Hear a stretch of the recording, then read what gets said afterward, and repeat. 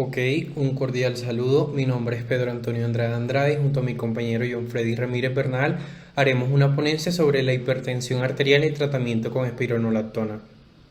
Primero, es importante tener en cuenta qué es la hipertensión arterial y el tratamiento de espironolactona. Tenemos que la hipertensión arterial es aquella patología o enfermedad en la que se tiende a mantener niveles elevados de la presión arterial o tensión arterial, la cual es la fuerza que se ejerce sobre la sangre circulante contra las paredes de las arterias. Por otro lado, tenemos que la espironolactona es un fármaco antagonista farmacológico específico de la aldosterona que actúa principalmente mediante un mecanismo competitivo de unión a receptores de zona de intercambio de sodio y potasio dependiendo de la aldosterona. Segundo, quisiéramos tener en cuenta la fisiopatología de la hipertensión arterial, teniendo en cuenta que ésta se caracteriza básicamente por la existencia de una disfunción endotelial y también hay una ruptura del equilibrio entre los factores relajantes del vaso sanguíneo y los factores vasoconstrictores. Entonces, en esta diapositiva tenemos una imagen que representa el esquema de la fisiopatología de la hipertensión arterial. Primero, tenemos que hay varios factores o características que pueden influir en estas, las cuales son el estrés, exceso de sodio en la ingesta de cloruro, factores de genética y obesidad.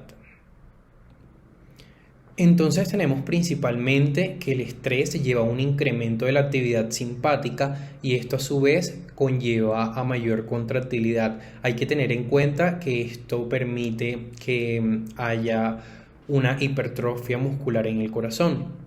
Y todo esto también incrementa el gasto cardíaco, por lo que hay altos niveles de presión arterial.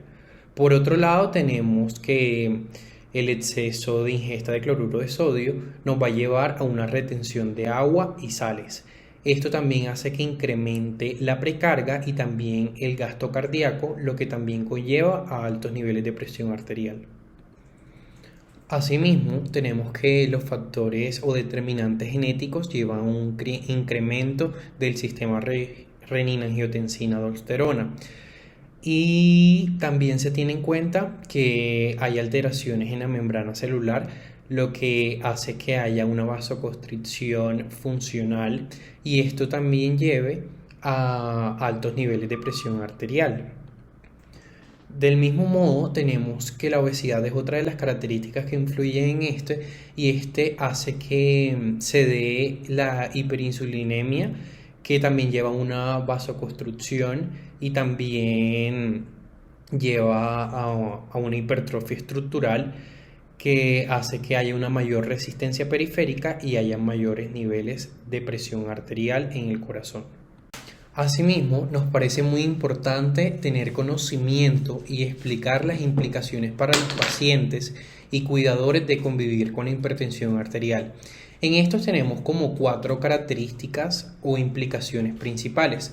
Como primera tenemos que el paciente requerirá de más sangre en la circulación al haber una hipertrofia de algunos ventrículos. También acá influye que si no hay suficiente sangre se puede generar un infarto del miocardio. Por otro lado, el control constante de la presión arterial para disminuir posibilidades de enfermedades cardiovasculares o cerebrovasculares. En tercera instancia, tenemos que el paciente deberá adquirir buenos hábitos alimenticios que permitan el desarrollo adecuado de su ser y también eviten el agravamiento de la enfermedad o patología. Y por último, tenemos que los cuidadores de estos pacientes que tienen hipertensión arterial tienen que tener un estricto cuidado y atención con estos pacientes para evitar factores de riesgos que pueden ser perjudiciales para los pacientes. En el mensaje que queremos darle, también queremos explicarle un poco sobre la historia de espironolactona. En esta tenemos que algunos científicos como Sheila Kawa y Van Arman en 1957 combinaron algunos elementos de la estructura de la progesterona y elementos de digitoxina y eso originó el grupo de las lactonas que fueron denominadas espironolactonas, o sea, estos fueron un subgrupo de las lactonas.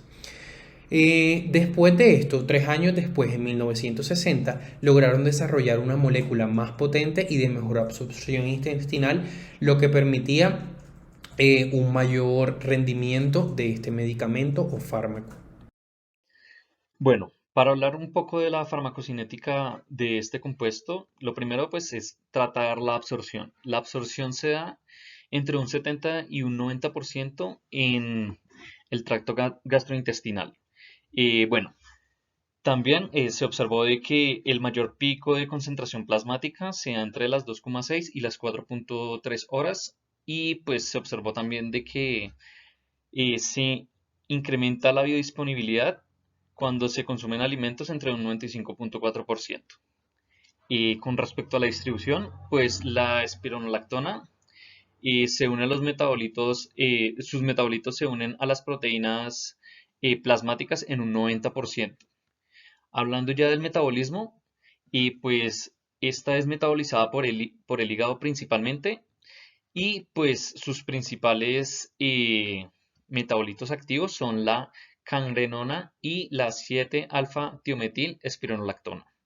Finalmente, pues la excreción en su gran mayoría se da por la orina y por las heces fecales y pues una pequeña proporción se da por excreción biliar.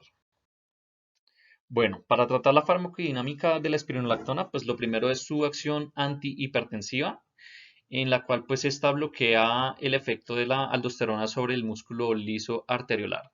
Y pues ya su acción diurética y ahorradora de potasio, pues en esta se observa que la espironolactona pues inhibe los efectos de la aldosterona en los túbulos renales distales y esto genera que se incremente la excreción de sodio y agua y pues que se disminuya la excreción de potasio. Para el desarrollo de la espironolactona, pues lo primero es hablar de la población y pues esta tiene un rango bastante amplio ya que puede ser suministrada desde niños hasta pues pacientes con edad avanzada. Lo que es importante aquí es pues tener en cuenta qué tipo de paciente es y con esto pues recomendar el mejor tratamiento. Y pues la administración que se da de este compuesto es a través de la vía oral y pues en un estudio que más adelante les expondré, pues se realizó una comparación tanto con placebos como con eh, bisoprolol y con doxazocin. Finalmente, pues para los resultados, para los outcomes, se observó que el control de la presión sanguínea utilizando la espironolactona se dio en un 58% en una cohorte de 1024 pacientes.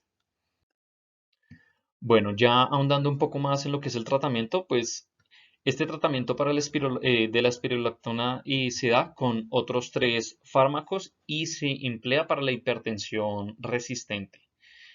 Pues los fármacos que se utilizan normalmente acá para la hipertensión resistente es un inhibidor de la enzima convertidora de angiotensina, un bloqueador de los canales de calcio y una dosis baja de bendroflumethiazida.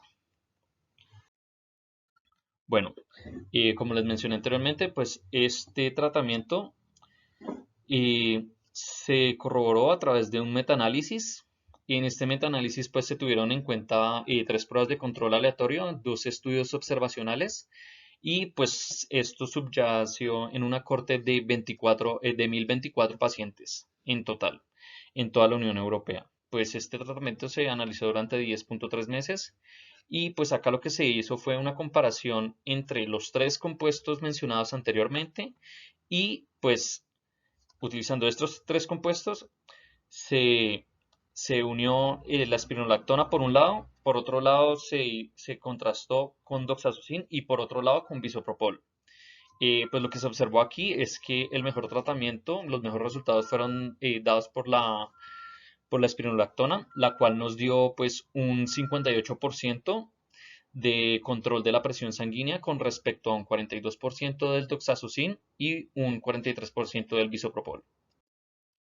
Finalmente, pues las limitaciones que se observaron para este tratamiento es que primero, pues no debe ser suministrado en pacientes con enfermedad renal crónica, ya que pues en ellos puede conllevar a hipercalemia. Y lo segundo es que no debe ser usado en pacientes cuya tasa de filtración glomerular estimada sea de 30 mililitros por minuto o inferior.